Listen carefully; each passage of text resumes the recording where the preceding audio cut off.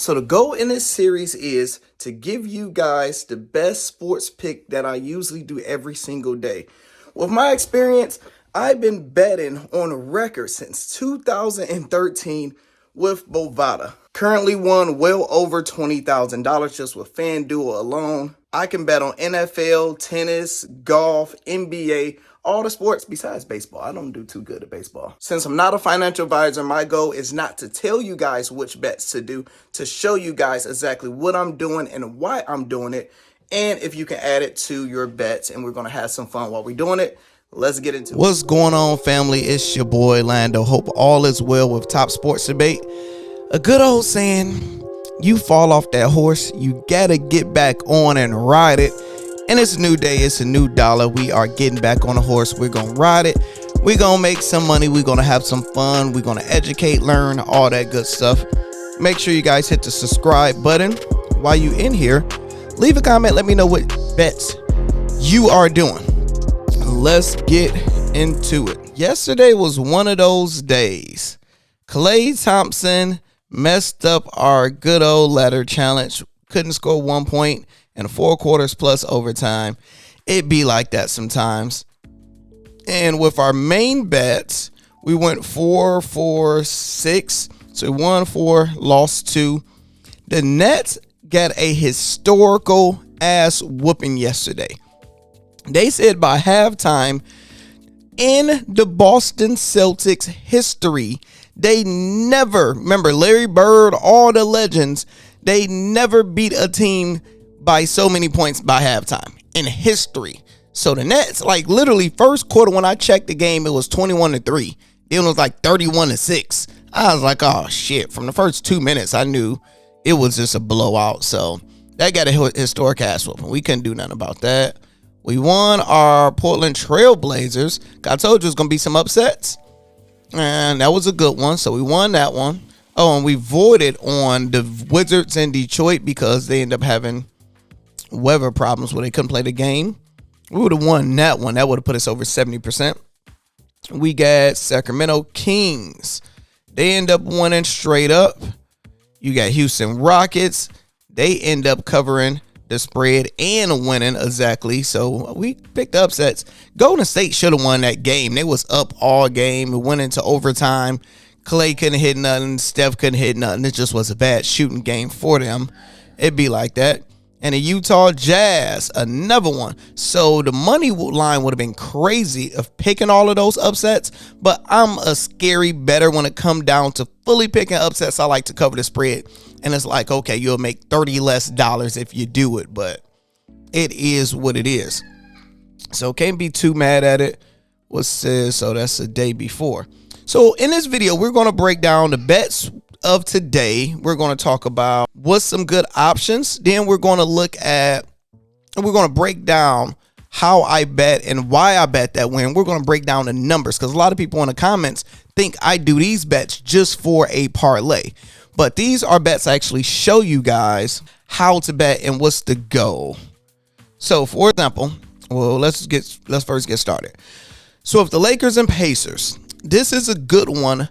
The Lakers with Ryu, with that new guy they get from Washington. I believe he is over at Washington. That brother brings a whole new scoring dynamic to their team. They look better with him. Lakers going to start going on a win streak. Pacers is not a big threat. I see Lakers winning this game, so you can pick Lakers straight up. And their game's always close. I randomly do like a $10 overtime. Wonder how much that'll cost. A $10 overtime, because if we look at the Lakers' last few games, let's see. How many overtimes had they been going to? It seemed like every game. Overtime last game. That game they lost. Overtime against the Celtics. So it looks like their games, look at this, by one. All of their games been real close. So you can actually check. And I'll actually show you guys how that works. So this would just be a fun bet if we did. And let's see if we can add, will the game go into overtime? Will there be an overtime? Yes. $10 overtime bet would get you $130. It's low risk, high reward, if you wanted to do something like that.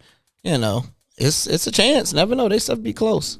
Next, we got the Grizzlies versus the Cavaliers. Now, the Grizzlies, they've been struggling to get some wins, man. So we won last night of betting against them taking Portland. The Cavs, they just lost a tight one the other day.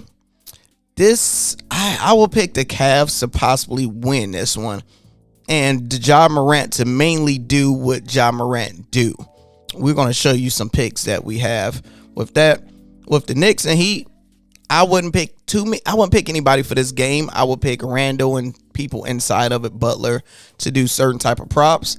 If I were to bet, I would pick the Heat to win because the Heat just came off that great win the other day versus the Cavs. Bulls and Hornets, leave this game alone because you don't know what the hell is going to happen. They should beat the Hornets, but Hornets do have LaMelo Ball back, and he just had a triple-double in his first game back. We just don't know if he's going to get hurt. So I'm going to probably not do any LaMelo Ball bets this year because he can get hurt at any second and twist that ankle, man. He's like a little glass basketball player walking around. So we have the Pelicans versus the Mavericks.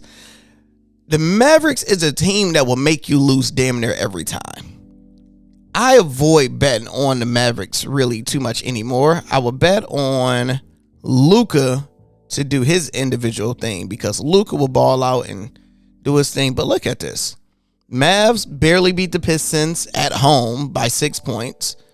Mavs lose to the Jazz. Mavs beat the Suns. Mavs lose to the Wizards at home. Mavs lose to the Clippers at home. Mavs beat the Heat. Mavs lose to the Hawks. They're too inconsistent, so I just wouldn't bet on them and make yourself mad. I would just do individual bets with Luka.